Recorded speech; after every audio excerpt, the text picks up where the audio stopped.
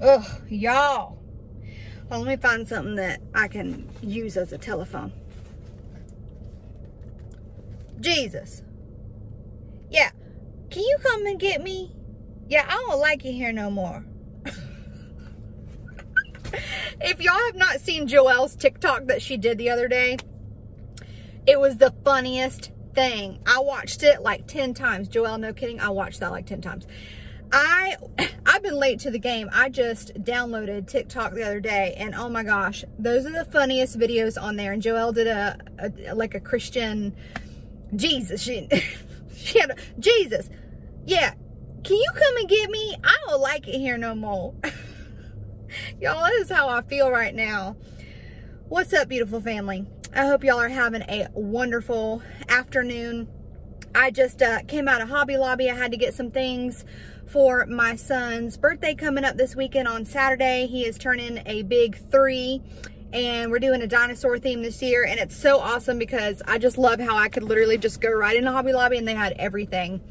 Ordered a couple things off of Amazon, but they had, look, like jungle print wrapping paper, and then I got like a lime green, and they have like matching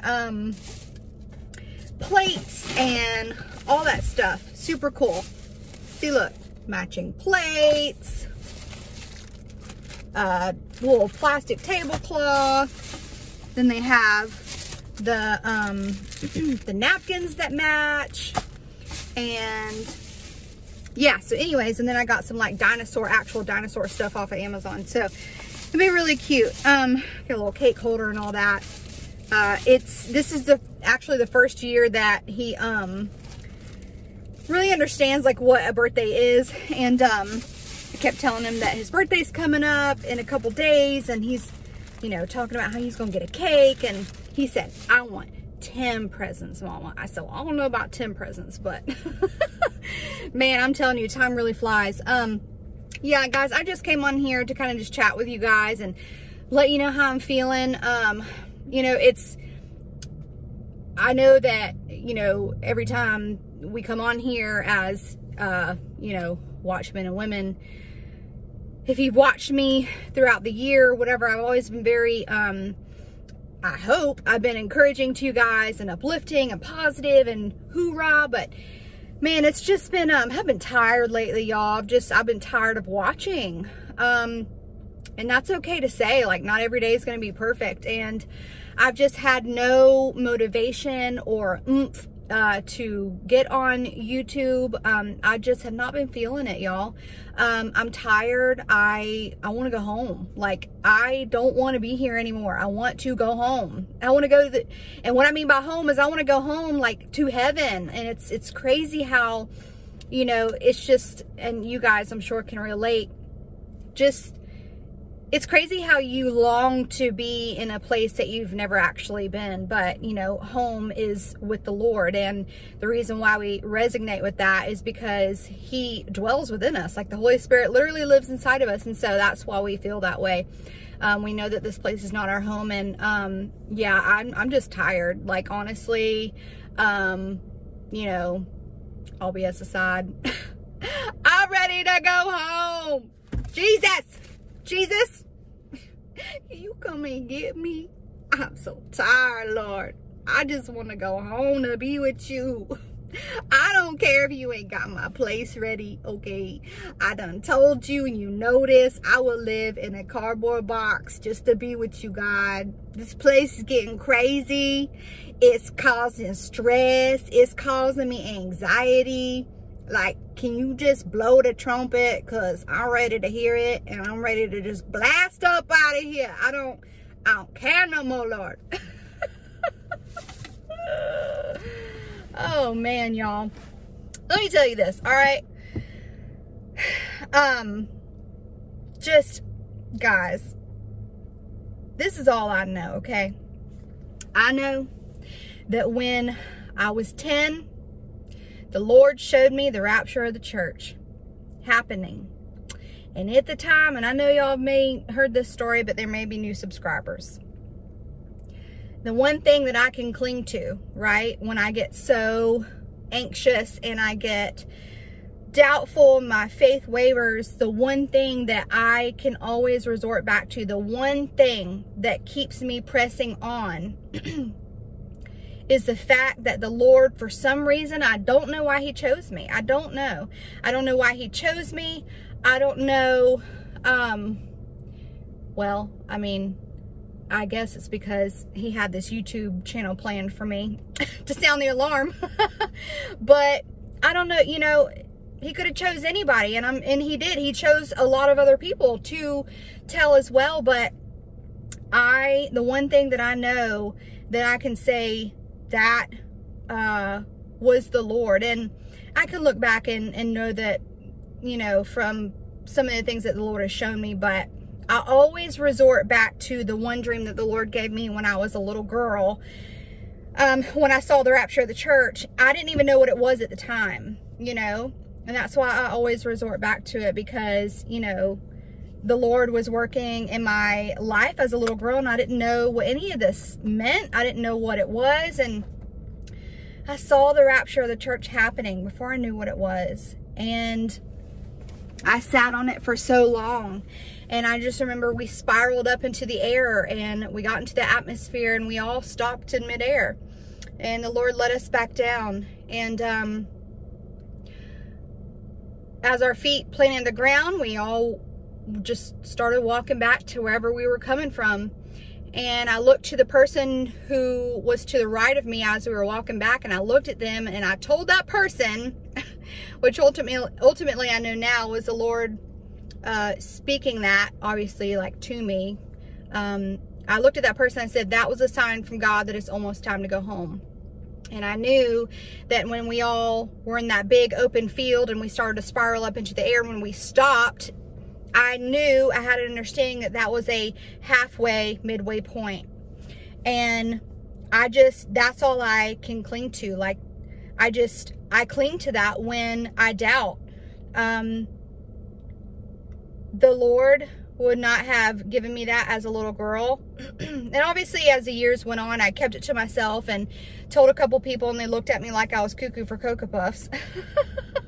But I finally really learned, like, what the rapture was in the Bible, that the Lord really showed me, like, this event that was going to happen. Like, it was biblical, you know. And people want to mock the rapture of the church, but it's right there in Thessalonians. And you know, I don't care what anybody says at the end of the day. They can mock me, scoff me, say what you want. I've been drugged through the mud. You think I care anymore?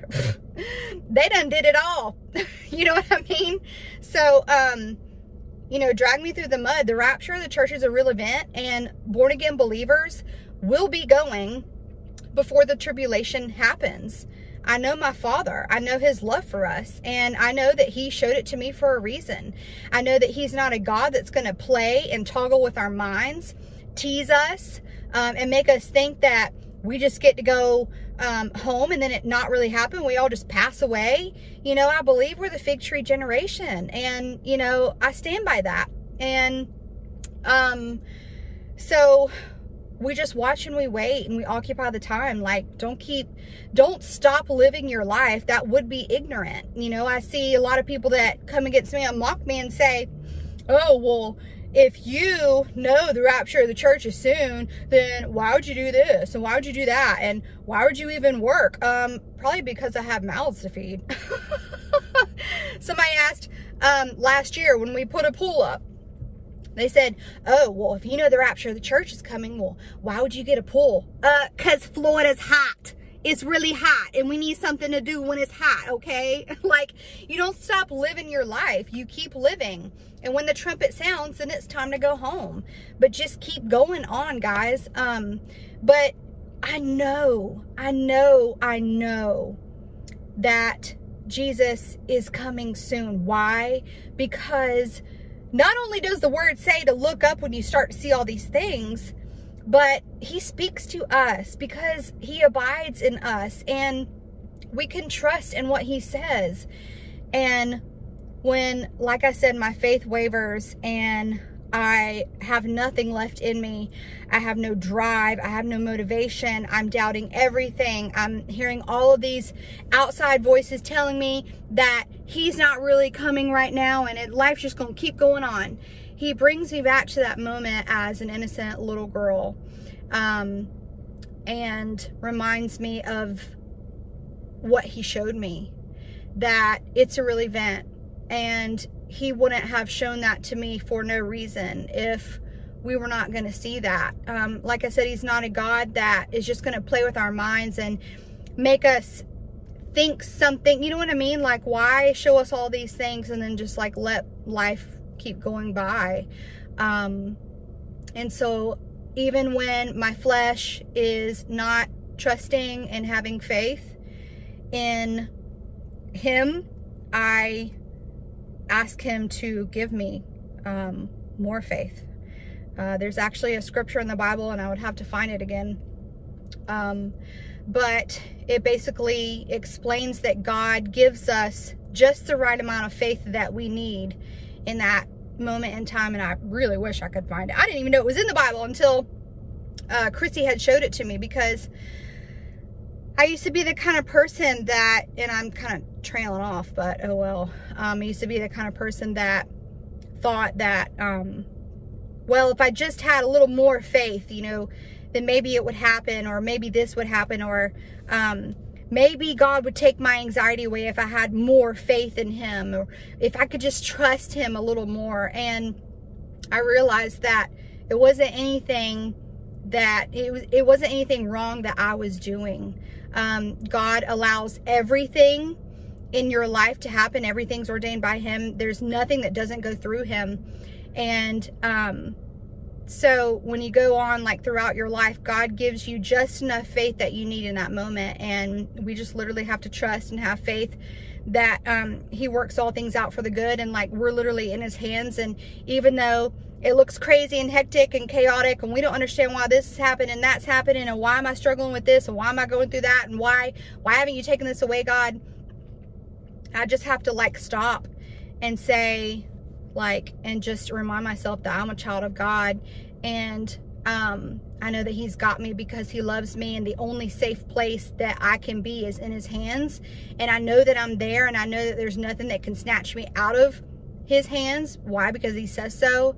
And that I'm okay there, and that's the only place I'm gonna be okay, is right there in his hands. So like, y'all just keep riding it out and hang in there. I've really been just like tired, like really tired of watching. Been also just like disgusted and sick of like the religious folks who are like trying to suffocate and smother other believers, trying to put the law back on them and saying you can't do this and you can't do that. It's not the fact that we like want to go out and, you know what I mean, like live like hoodlums, but like I've been so like just sick of people, just like the whole religious you know, folks trying to put this front on of what Christianity is supposed to look like, and like they can't even uphold their standards themselves. Like, just so sick of it, honestly.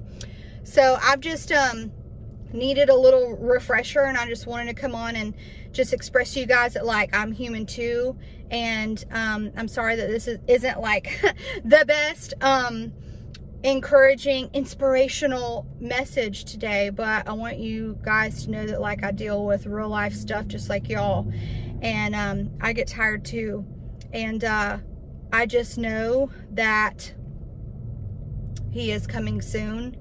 And if you guys would just pray strength over me to be able to run out this last little bit, because we are like right there at the finish line.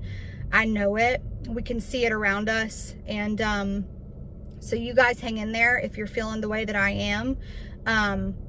God's allowing it, and sometimes it's okay to just like sit and rest. Remember when Elijah was scared for his life and he was running, right?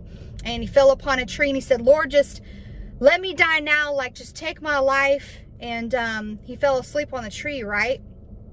God sent him an angel, and the angel woke him up and God had ultimately sent that angel to give him bread and to give him water, right? And it just, doesn't that just sound like bread and water, right? That doesn't seem like much. The angel woke him up and told him to eat, right? So that he could travel.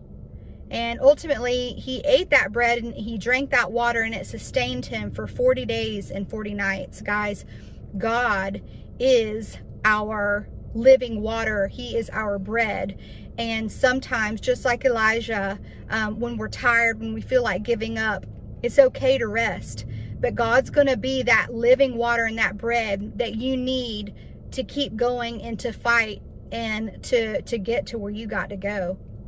So y'all hang in there. I love you so much. When all else fails, like, just rest in Jesus and be assured that when he says something to us and when he shows us something, that you can trust in that.